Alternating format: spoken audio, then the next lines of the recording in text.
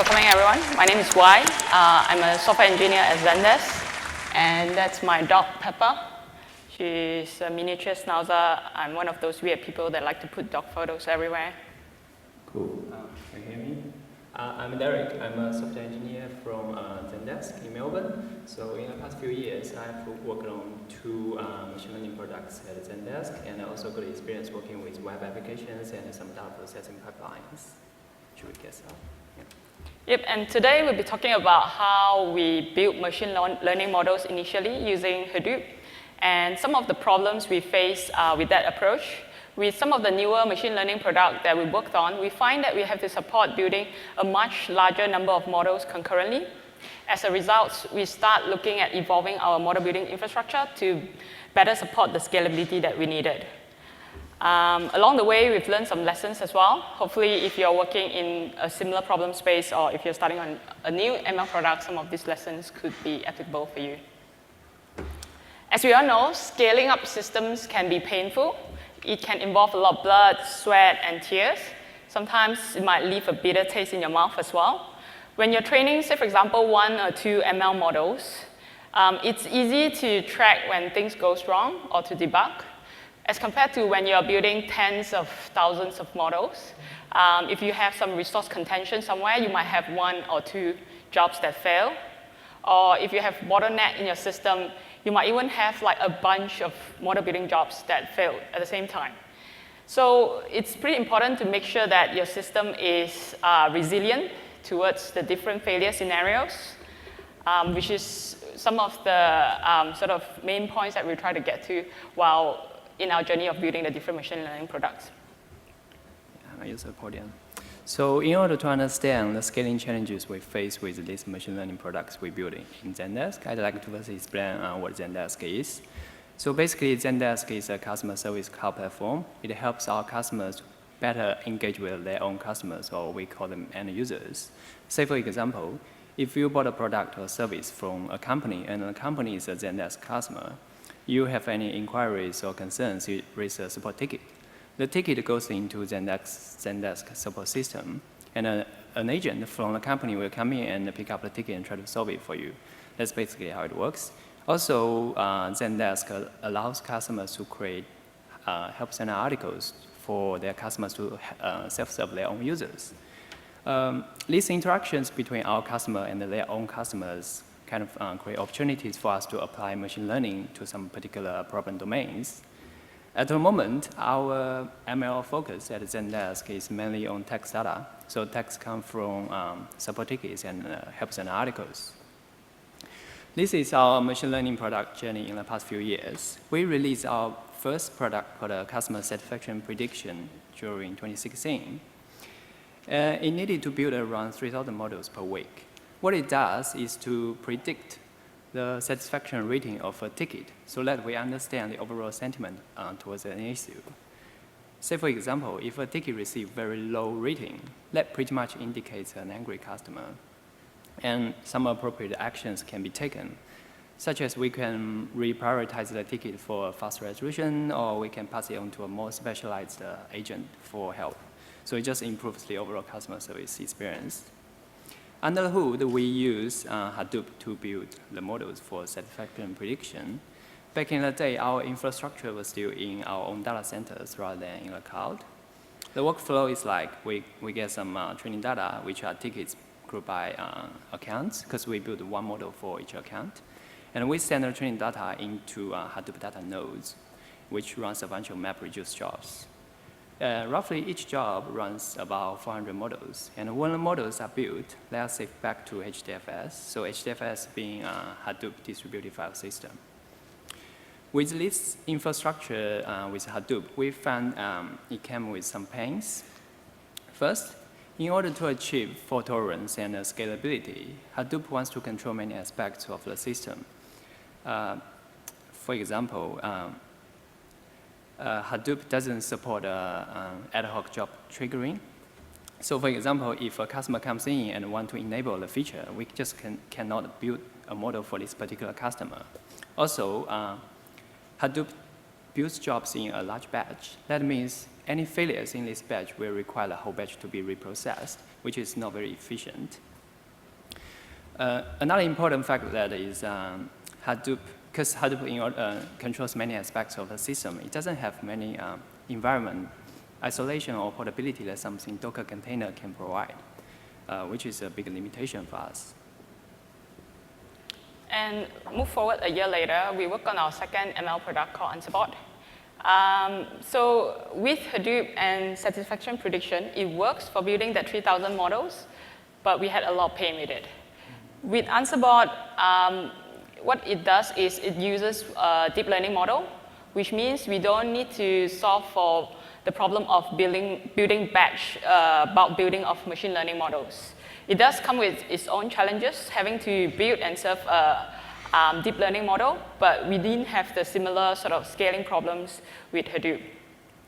The way Unsubot works is that if our customers, end users, submit a ticket, Unsubot will scan through the knowledge base that the account has and suggest the most relevant articles to solve their tickets.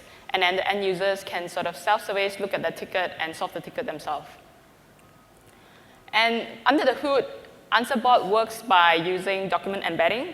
So say, for example, if you have a phrase about, my doctor told me to watch my drinking, now I'll drink in front of a mirror.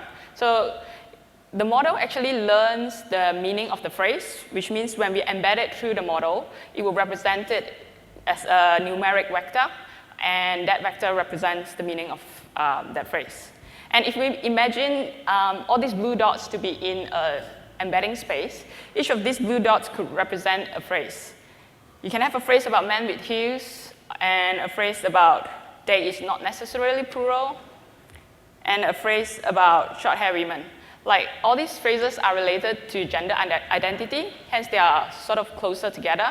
And you can have like phrases that are more different, about like, now I have spring rolls, or finally my winter fat is done. They would be different, like in a different corner of your embedding space. And if we apply that to tickets and articles, so if we embed all the articles, and when a ticket comes in, say that dot there, and we just look for the closest articles to that ticket to suggest back to the customers. And that will allow the customers to self-serve. And that works fine for Unsubot. Cool. Then it comes our third machine learning product called Content Queues. Content Queue was made available for early access program during last year, like early April last year.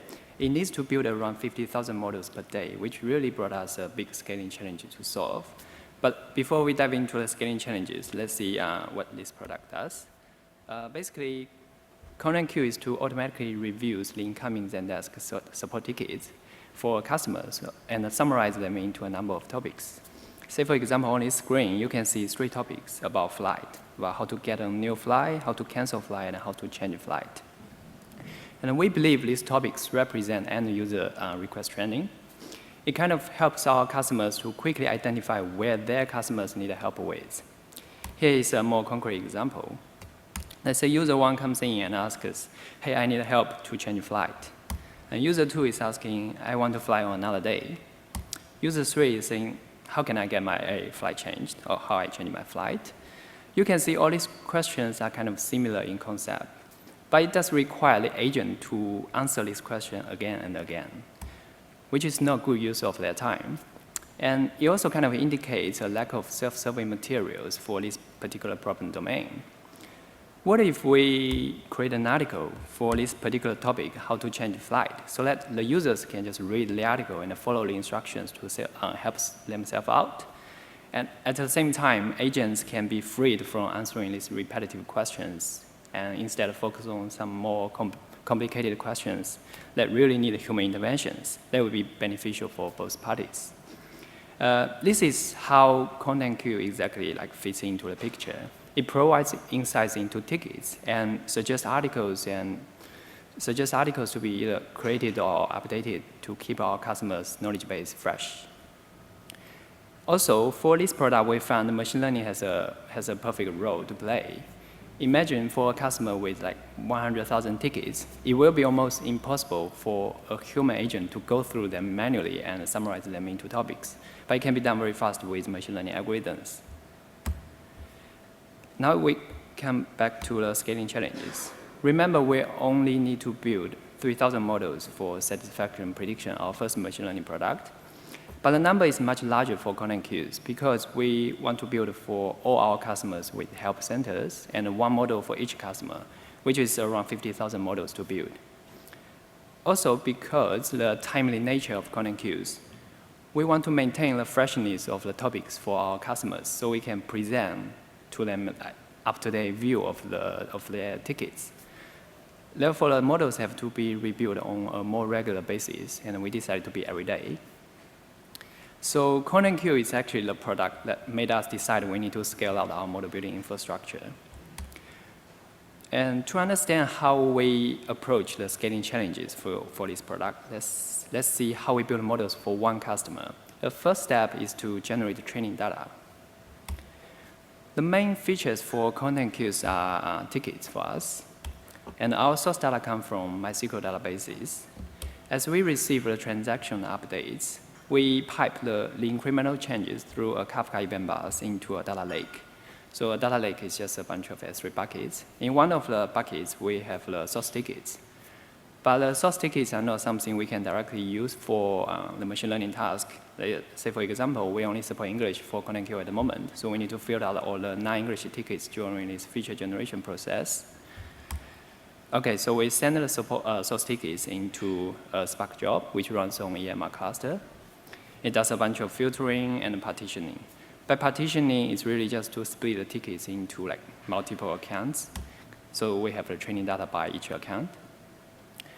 Importantly, we also do, so during this Spark job, apart from some filtering, we also do a downsampling, which is to cap the max number of tickets we take for any accounts, which is an important action we do from performance perspective, because we don't want to spend too much computing resources on some very large accounts, like accounts with 10 or 100,000 tickets.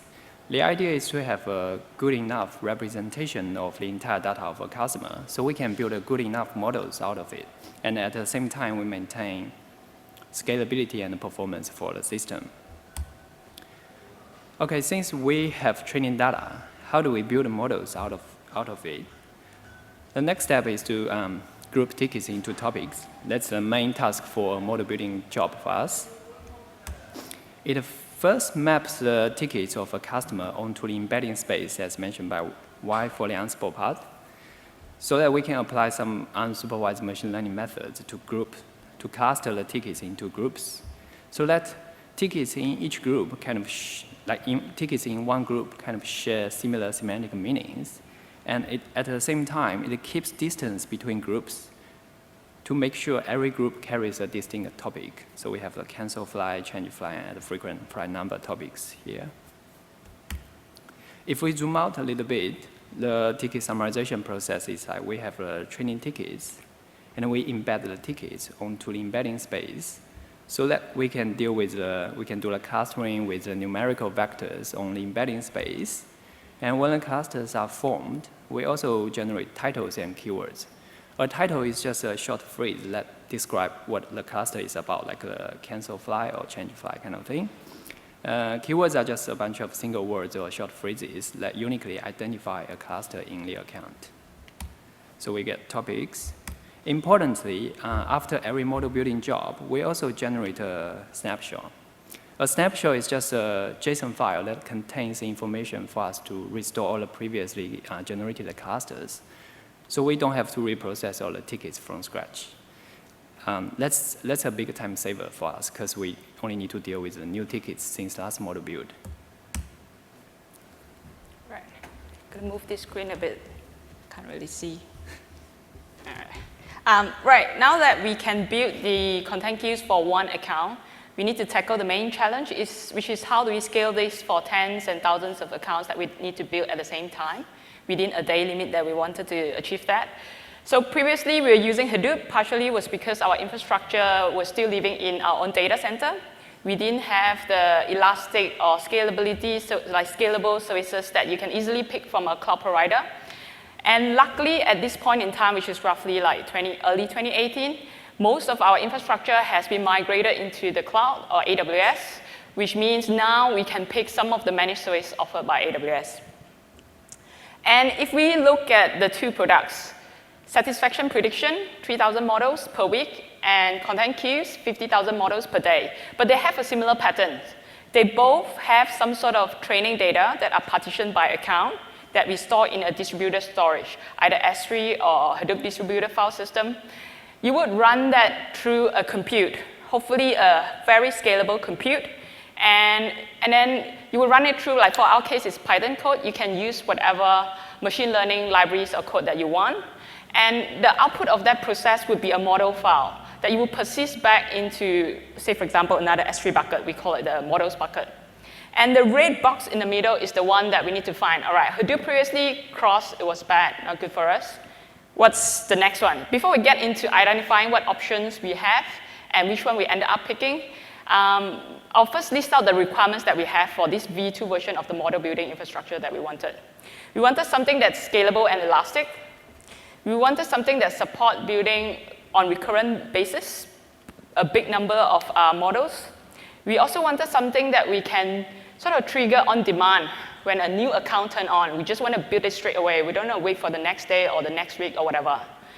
We want something that gives us the flexibility to pick CPU or GPU instances. As most of you might know, like GPU instances are much more performant when it comes to training deep learning models because they are so much better in terms of matrix multiplications. And the options that we have at that time was, well, we could go with Elastic MapReduce, a service by AWS. You can run Spark or Hadoop jobs on it.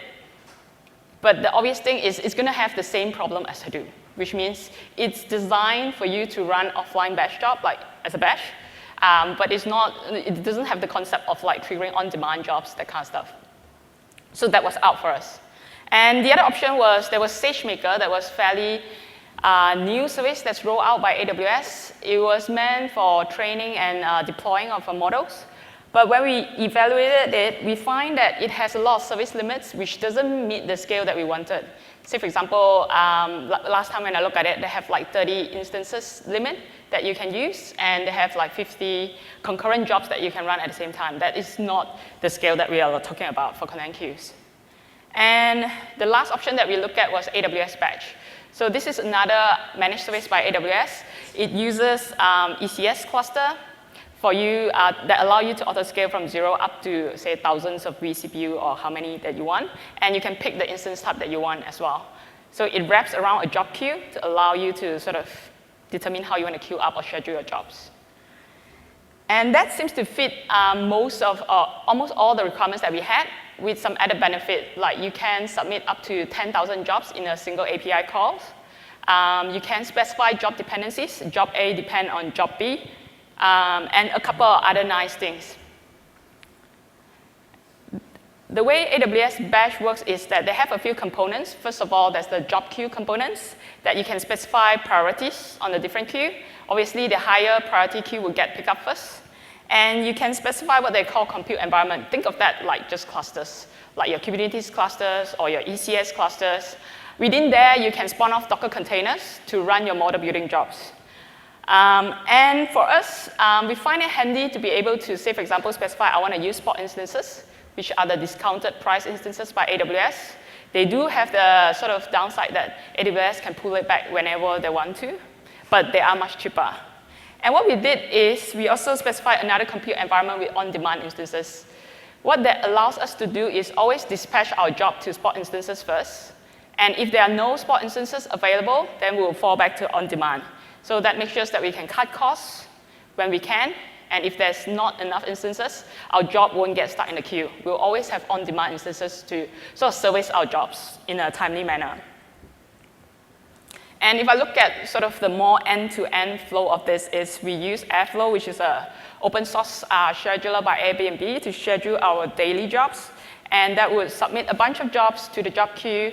And then that would spawn off a bunch of containers in our compute environments. it will scale up to, well, currently we define 1,000 vCPU, but that's just literally a parameter in the CloudFormation stack that we can change and update if we want to. And it would run the model building code, which is Python in our case. And those code would stream in the data, well, pull in the data from S3, run the model building code, and writes out the final output of model file. For our case, it's a JSON file for content queues into the models bucket. So on creation of each of these new file, we use the trigger event on S3 to trigger a notification onto SNS and SQS. So that becomes the notification that our model serving service receive to know that, all right, you got a new version of content queues that you need to serve to the customers. And one of the lessons we learned is that it's pretty important to pick the right instance type for your job or workload. If you are spinning up a job that has that requires 10 gig of memory, and if you pick a EC2 instance type that only have 8 gig of memory, your job is going to get stuck in the queue. That's not ideal. You can obviously let batch pick for you by selecting an optimal, like do whatever you want, pick the best instances. But that does mean that you lose the flexibility of controlling what instance type that you want your job to run on. Okay, speaking of selecting a suitable instance types for your jobs, it kind of leads to another common challenge in data processing area. That is, the data we are dealing with is not always equally distributed. And it will have a significant impact in terms of resource usage and resource allocation. This is our distribution of number of tickets across accounts. And you can see for most of accounts, they have less than 10,000 tickets. Only very few of them have more than that. So some context. So the time complexity of our model building jobs is largely determined by the number of tickets a customer has. So the more tickets a customer has, the longer time it will take us to process the models for it. So the question is, how do we allocate resources to these jobs so that we can handle accounts of different sizes and at the same time maintain resource efficiency? Our first attempt was to use unified resources. That is to use the same CPU and memory for all the jobs, regardless of their actual needs. By doing that, it means the configured resources have to be at least big enough to handle the largest accounts. And this graph shows the accumulated CPU utilization across our compute environments. And you can see most of the time, the usage is pretty low, and that represents wastage. Because for any given compute environment, the available resources are predefined and therefore limited, like you need to configure a max number of CPU. When you over-provision the jobs, many resources will be allocated but actually not used. And that leads to many jobs waiting in the queue for the resources to be available, which eventually will extend the total model building time. To give you a sense, with this setting, it took us 3.5 days to finish all the 50,000 models, which is not ideal because we want to refresh the models every day for our customers. So we can do better. The way we explore was to use dynamic resource allocations. So it's done by establishing some groups first. So we have small, medium, large groups by the byte size of training data. And we assign different resources accordingly. For example, we assign 2 CPU and a 2 gig memory for a small account. And then we double the CPU for a medium account and double the CPU again for a larger account. And it turned out to work pretty well for us. The CPU utilization is much better than before with minimized ideal time you can see across the timeline. Also, because the resources are utilized more efficiently, the jobs finish faster. And we ended up finishing 50,000 models in just 7 hours, which is 12 times faster than the previous setting, the static setting. What's more, because jobs finish faster, it in turn reduces the total cost. We managed to only spend $3 for every 1,000 models we build on AWS Batch, which we think is quite good. Speaking of cost, we did a proof of concept to estimate the potential cost on AWS Batch before we made a decision as part of the technology validation. And we have been using Cloud Health at Zendesk to visualize our cloud bills, which is a handy tool. It allows you to see all the cost breakdowns by different services. Right. Now we have a V2 of the model building platform. We think it's very scalable because we can auto-scale it to as many vCPU that we want. But the next question is, how do we prove our scalability? It's a brand new stack. How do we know that we have not introduced any bottleneck in the system? And the way we did that is by doing a dark launch, which means we turn it on for all accounts that can potentially have content queues. And we exercise the whole pipeline from model building to serving. The only thing that we don't do is we hide it from the customers, from the UI side, which means they don't see it for accounts that hasn't turned it on. But that allows us to sort of track, run through, shoot a bullet through our pipeline and run through the whole pipeline to make sure that it's durable, and it has the characteristics that we wanted. And what's the outcome of the dark launch? So we turned it on roughly about 6 months before we were planning to launch our product in general for general availability. And what we find was that by using a elastic compute with job queues, it works pretty well for the use case of doing bulk building of machine learning models. 99.97% of the time, our job succeeded. It's within the time frame that we wanted. Our customers get the model that they wanted as well for the future. But we do have that 0.03% of failed jobs. And that is not ideal because we can't have, say, for example, 0.03% of the accounts can't turn on this feature because that kind of defeats the meaning of generally available, because it's not. And the way that we fix this 0.03% is really to look at what are the costs of it, and it comes down to two. One was, in terms of the model building code, there's a sequence of different steps that it runs that Derrick has shown early on, like embedding, keyword generation, and so on. And it actually matters when you run your ML code inside the container to make sure that they are in the right sequence. And for us, what we find was when we run the build for content queues, it will read in all the input tickets and maybe the previous cluster snapshots, and it will run the clustering to build the latest clusters. And from there, we would upload the clusters to the models bucket. So the act of, and then after that, we'll upload the snapshot as well. The act of uploading the clusters to the models bucket is kind of similar to a commit in your database transaction, because that notifies your downstream service that you have a new version of a model, it's available. And what we find later on was that in some rare cases, some of the spot instances got killed before we managed to upload the snapshot, which means we have already uploaded the clusters. In the next run, what we get is that we'll try to rerun again. It will find that, all right, the snapshot is not there. Boom. And the fix for this case is easy, which is swapping the sequence to make sure the step that does the commit is the last thing in the ML code. But I guess for us, it's a lesson in terms of making sure that within our ML code, the Docker container run itself, it needs to be idempotent, regardless whichever step that is stopped. The next time when we run it, we should be able to retry and rerun the whole pipeline. We have come across cases when jobs failed with out-of-memory issues. Sometimes, because remember we have a small, medium, large group set up, but sometimes it doesn't work for some memory outliers. The reason can be some accounts may just have very complicated ticket tags that require much more computing resources to process the models for it than the other accounts in the same group. So a very naive solution for that is just to up the memory limit for every single group. Let's say we have 2 gig memory for a small group. We can make it 4 and make it 8 for medium. But the problem is the OM, the out-of-memory issue, only happens to a very small number of accounts.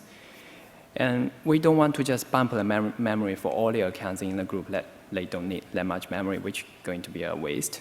So the actual solution we came up was just to retry the failed jobs with a higher memory profile. That's how we do that. Every time when a job is submitted to AWS Batch, AWS Batch will emit a bunch of job status change events. So say, for example, when a job is queued, it emits pending events. When the job starts running, it emits running events. And there are other events like starting or succeeded or failed. And we pipe these events through SQS queue into our own model building service written in Scala. So every time when we see a failed job with OM issue, we simply resubmit the job with a higher memory limit. And that worked pretty well for us. So the lesson we have learned from this is to always be prepared to handle exceptional memory usage, because data, especially text data, is complicated. Even the same size the input can lead to very different memory consumption. Also, apart from dealing with the backend model building pipeline, we also need to think about how to present the UI to our customers for content queues. This simple view was not the first thing we considered regarding how to display content queues, because it's a clustering feature. So we want it to be more intuitive, something like a colorful plotting or word cloud. And our data science team initially investigated this t-sim plot algorithm as a solution. So t-sim plot algorithm is just to map high-dimensional data onto low-dimensional space for visualization purpose. But we didn't end up using this solution because, first, it was very slow to generate. The time can just easily accumulate for tens of thousands of models. Secondly, our UX designer didn't like it because the argument was it's going to be very hard for customers to understand what these dots are trying to describe. Therefore, we went back to a simple list for brevity. So we have found it's always a trade-off to make between model complexity and system performance. So just imagine if content queues take several weeks to build, it doesn't matter how advanced the model is, our customers will lose interest in the end because we cannot provide timely insight for their tickets. Right. Now we have all our models building automatically. And if we imagine them being shipped to production automatically and our customers being able to see them automatically, what happens if we introduce a bug in our ML code? What happens if we are showing gibberish content queues to our customers? So that's scary, right? And we want to prevent against that. And what we did is we started looking at how can we automatically validate the ML models as well. So before we get into the metrics or the approach that we took, first of all, we need to list out what are the concerns that we have for this ML product or these features. What will look bad on us if we introduce a bug? So first of all, if we get a suggested topic where the title has some really bad grammar, so that looks, well, not ideal. Or if our topic that we show on the title doesn't actually reflect or related to the tickets that we have in the clusters. So that shows that we are kind of grouping them wrongly in some sense. Or if the tickets that we have clusters within the same topic, they are not related to each other. Again, that is bad for us. And based on this, our data science team has come out with 3 metrics to basically gauge how they relate to the 3 concerns that we have. It's basically based on the overlap, which is precision of the words between the titles and the keywords, the title and the tickets and the keywords. So that becomes a metrics that we run as part of our ML code build, and that becomes the quality check that we have. If a clusters or if an account, their build passes this quality check, then we will publish the model. Otherwise, we will not. So that gives us an extra safeguard in our whole pipeline to make sure that we are not just publishing bad clusters. And we find that it's important to think about your model validation and to build that in as part of your product when it's possible. And in summary, here are some of the lessons that we've learned through this journey of changing our model building infrastructure and building 3 ML products. First is to think about your model complexity and what is the system performance that you need, more so from your customers rather than yourself. Like, what does your customer want? How fast do they want the screen to load? How often do they want your model to be rebuilt? That is a very important consideration in ensuring that your ML product is a successful one. And the next one is picking the right instance type for your jobs. Yep.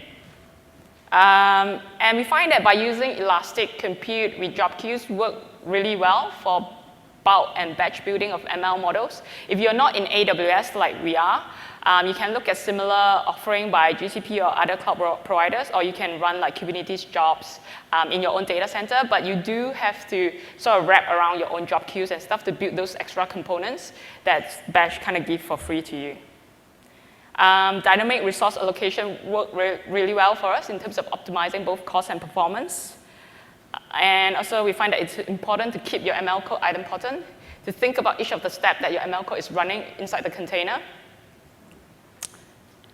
well, with any data processing jobs, our memory or memory issue is a pretty common thing that we see. It's kind of important to think about them. And lastly, we find that it's pretty useful to build in automatic ML model validation as well.